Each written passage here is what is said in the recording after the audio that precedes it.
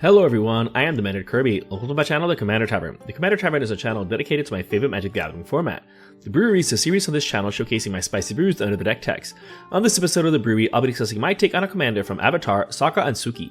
If you like this deck or any of the cards I'll be mentioning throughout the video, please consider using my TCG Player affiliate link when purchasing those cards. You can find that link down in the description. It would really help out the channel and no extra cost to you. But the very best way you can help out the channel is with my Patreon. There are plenty of perks for being a patron, such as early access to certain videos, exclusive deck text, gifts, and more for as little as $1. You can also become a channel member for just 99 cents. Show off your support with a logo next to your name and exclusive emojis. Or you can always just support my channel for free by simply liking, subscribing, and sharing, which also helps out a lot. I put out a video every Monday, so you don't want to miss out. You can join my Discord server for free if you want to join the Commander Tavern community. All pertinent links are down in the description. Alright, let's get back to the episode. Sokka and Suki is a 3/3 human warrior ally for 1 blue, 1 red, and 1 white. Whenever it or another ally enters under your control, you can attach an equipment to it. Not only does this mean that we have yet another equipment commander, but it's an ally type of commander as well. This is even further driven home with its second triggered ability. Whenever an equipment enters under your control, you create a 1/1 ally token. This means that you don't have to play too many actual allies to make this deck work, since they're created by the equipment entering. So you can focus your deck on good equipment synergies along with good equipment. And of course the best allies, allowing for a very versatile commander. I'm not too keen on type commanders, but there really isn't the best or worst way to build this commander. You can pretty much do whatever you prefer. So let's see which equipment I included in the deck, since these are its bread and butter. Bloodforged Battle Axe, Colossus Hammer, Stoneforged Masterwork, Adaptive Omni Tool, Wrecking Ball Arm, Nettle Cyst, Eater and Prywood, and Ultimate Weapon provide massive pump effects that shouldn't be ignored. Most of these also get better the longer the game goes, since they scale off the number of allies or artifacts we control, or better yet, like Bloodforged Battle Axe, which goes crazy with our commander. Each token copy entering will trigger them, creating the ally that it gets attached to, saving us on equip cost. Amazing. The last one, Ultimate Weapon, also functions as interaction, which is amazing here. Same with Assimilation Aegis. Not only can you Oblivion Ring an opponent's best creature, but that 1/1 ally will then become a copy of it. Insane equipment to run here. With lands like Rogue's Passage and Secret Tunnel, which don't take up slots, you can swing with that massive creature without fear of getting blocked. These make those equipped allies very dangerous and potentially player eliminating. Conqueror's Flail isn't interaction per se, but the stacks effect is amazing, preventing opponents from playing during your turn altogether. Not worrying about casting counter magic during your own turn is quite the relief. Speaking of protection, Diane's Amulet, Swiftfoot Boots, Champion's Helm, Mithril Coat, and Hammer of the Zaan are already amazing cards in their own right. But here they create an ally token upon entering. The deck isn't entirely reliant on our commander to function, but being able to protect them with the last two that auto-attach upon entering is nothing to scoff at. Sword of the Animus, Bitter Thornus' Animus, and Sword of Hearth and Home are more format all-stars, especially in non-green decks. But not having to worry about paying equip costs because an ally is created when they enter and then immediately attached to said token makes them even better. You get way more mileage from these than you would normally, since you can get the triggered effect much sooner.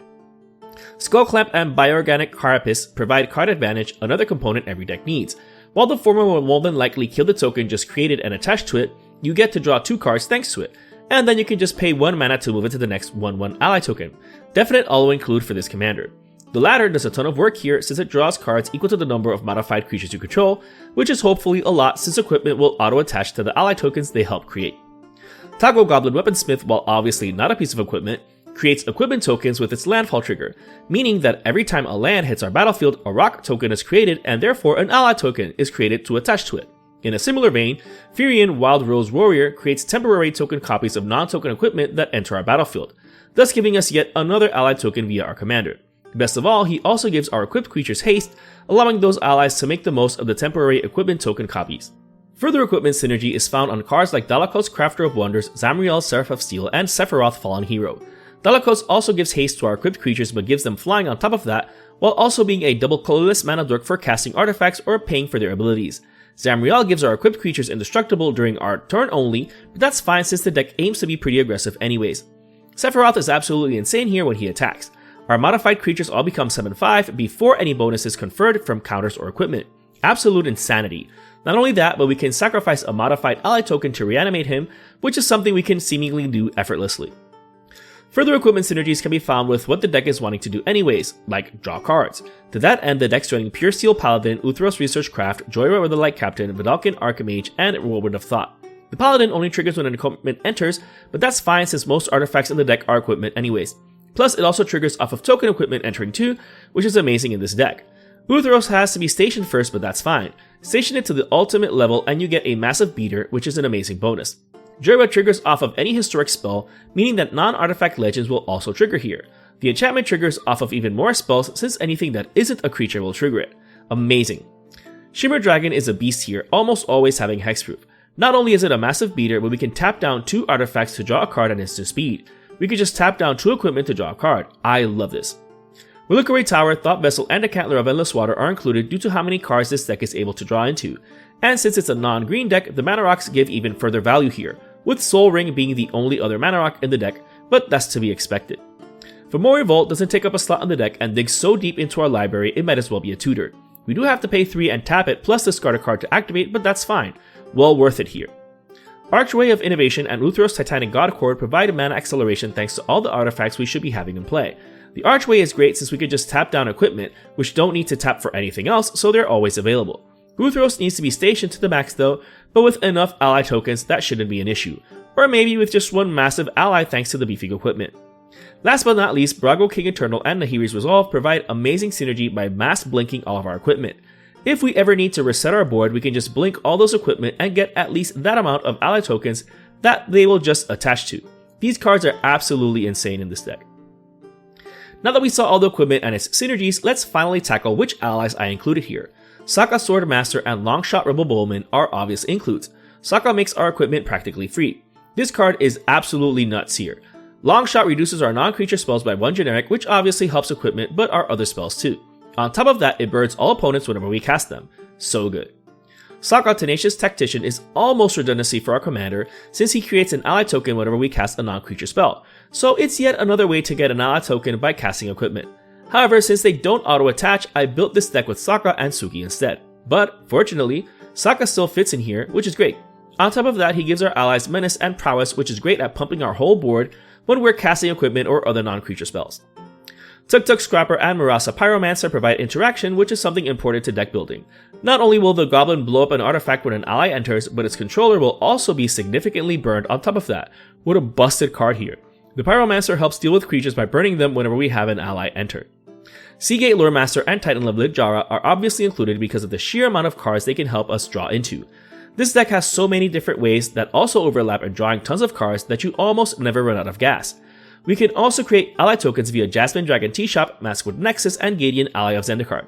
The first one has a pretty hefty activation cost, but it doesn't take up a slot on the deck and can tap for any mana to cast allies. Maskwood Nexus turns all of our creatures in and out of play into allies, but as sometimes people overlook, it can also be used to create tokens with Changeling, which for all effects and purposes are allies. Gideon creates a 2/2 ally without losing any loyalty counters, but he also doesn't gain any.